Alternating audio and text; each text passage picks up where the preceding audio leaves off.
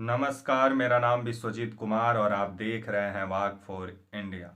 जिस तरह से हरियाणा के खेल मंत्री मनोहर लाल खट्टर के जो खेल मंत्री हैं, इनके मंत्रिमंडल में उनके ऊपर जिस तरह से रेप का आरोप लगा है और यौन उत्पीड़न का आरोप लगा है, आइए थोड़ा उस पर बात करते हैं। और जो मनोहर लाल खट्टर साहब जो हरियाणा के मुख्यमंत्री हैं, जो आए दिन हरियाणा को ऐसा दिखाने का कोशिश करते हैं कि हरियाणा से इन्होंने सब समस्या खत्म कर दिया है, लेकिन इन्होंने हरियाणा में ऐसा ऐसा समस्या पैदा किया है कि आज हरियाणा का वर्तमान और भविष्य दोनों अंधकार की ओर जा रहा है। इस पे मनोहर लाल खट्टर साहब नहीं बोलते हैं।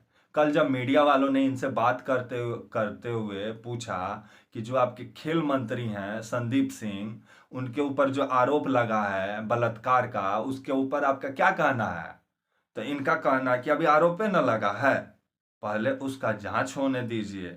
और ये लोग जब विपक्ष में बैठते थे ना, तब जब कांग्रेस का कोई मंत्री पे आरोप लगता था तो ये लोग इस्तीफा लेने के लिए विधानसभा के बाहर कुर्सी उर्सी लेकर बैठ जाते थे, लेकिन जब अपना मंत्री पे लगा है तभी जांच होगा। यही मनोहर लाल खट्टर साहब हैं।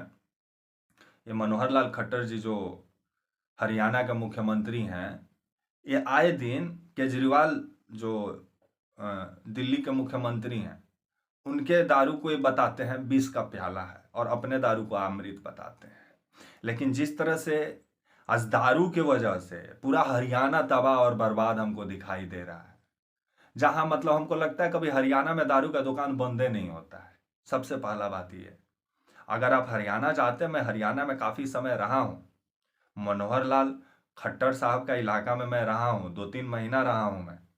और काफ़ी करीब से मैंने कुछ जगहों को देखा है, चाहे वो पानीपत हो या सोनीपत हो या मूर्थल हो या कैथल हो या अम्बाला हो।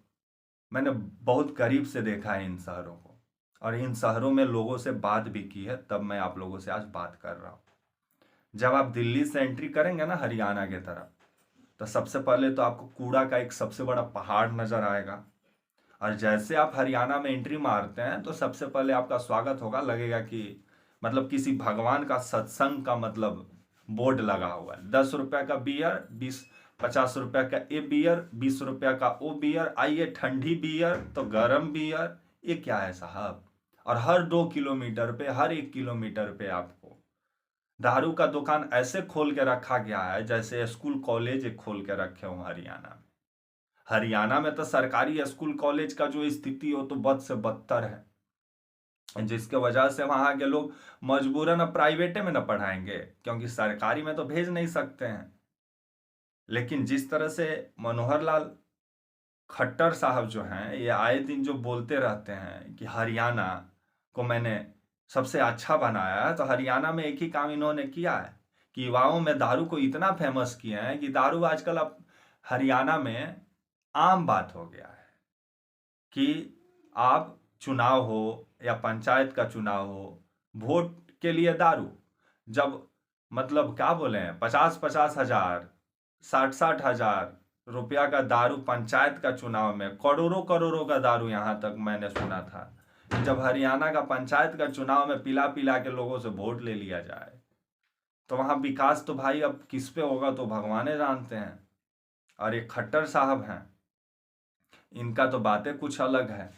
ये सिर्फ मोदी जी का तारीफ करते हुए इनका मन नहीं भरता है, लेकिन जिस तरह से इनका खेल मंत्री पे आरोप लगा है, तो इनको इस्तीफा उसका लेने के बजाय उसका सपोर्ट में उतरे हुए हैं, क्योंकि ये भी जान रहे हैं कि आने वाला समय में हरियाणा में भी चुनाव आने वाला है, और हरियाणा में कितना विकास किए हैं वो दिखाई देता है।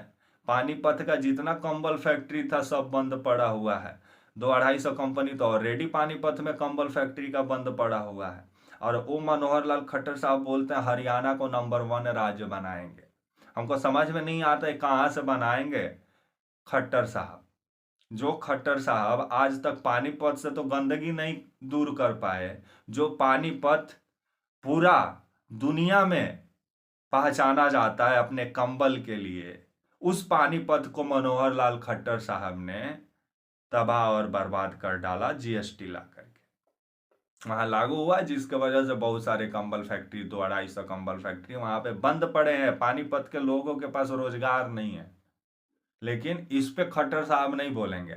और जब मंत्री पे इल्जाम लगेगा ना, तो ये क्या बोलेंगे, अभी जांच होने दीजिए। तो क्योंकि अब हमारे नेता ही बेशरम हो गए हैं। आरोप लगे चाहे कुछ भी लगे, फेविकॉल लगा के कुर्सी पर चिपके रहेंगे, हट नहीं सकते। इस पे सोचना चाहिए मनोहर लाल खट्टर जी को, जो अपने आप को बोलते हैं कि हम बहुत सिद्धांतिक नेता हैं। तो सबसे पहले मेरा आग्रह होगा कि पानीपत से जो ये नाला, जो आप नाला बोलते हैं ना, वो नाला में जिस तरह से पानी कम लेकिन गंदगी हमको सबसे ज्यादा दिखाई दिया, वो पानीपत का जो नाला है, थोड़ा उसको साफ साफ सुथरा करवाइए। और थोड़ा कंबल फैक्ट्री जो बंद पड़े हुए हैं पानीपत में, उनको खुलवाइए कि लोगों को रोजगार मिले। सिर्फ हिंदू मुस्लिम का राजनीति करके कब तक आप लोग सत्ता में बैठे रहिएगा? पूछती है मां भारती। कब तक हरियाणा को आप लोग दारू पिला पिला के वोट लीजिएगा? हरियाणा में तो यहां तक मेरे कुछ महिलाओं से मेरी बात हुई हरियाणा में, वो काफी परेशान रहती हैं। जिस तरह से दारू वहां पे पी पी के लोग घर में आए दिन हिंसा करते हुए दिखाई देते हैं हरियाणा में, इस पे मनोहर लाल ठक्कर जी कुछ नहीं बोलते हैं। अब पूछने जाओ तो बोलते हैं कि अरे केजरीवाल साहब का तो देखिए ना, तो केजरीवाल साहब का दारू 20 का प्याला है और आपका अमृत है। नहीं, थोड़ा सोचिए साहब, क्या आप लोग कर रहे हैं? हरियाणा का वर्तमान और भविष्य आप लोग खत्म कर रहे हैं। हरियाणा जो कि मतलब पूरा विश्व में अपने फसल के लिए जाना जाता है, अपने जो पानीपत अपने कंबल के लिए पूरे विश्व में जाना जाता है, वो पानीपत को तो आप किस तरह से बर्बाद किए मैंने देखा वहां पे। और वहां का जो व्यवस्था है शहर का, नगर निगम का आपका, तो नगर निगम से अच्छा रहता ना, तो कूड़ा निगम उसका नाम रखते ना, तो ज्यादा अच्छा रहता। क्योंकि वो कूड़ा साफ करने का काम ही नहीं करता है, वो कूड़ा यहां से उठाता है वहां ले जाकर फैलाने का काम करता है। तो इसलिए इस पे ध्यान दीजिए, हरियाणा कैसे बेहतर बने, हरियाणा का लोग का जीवन कैसे बेहतर बने।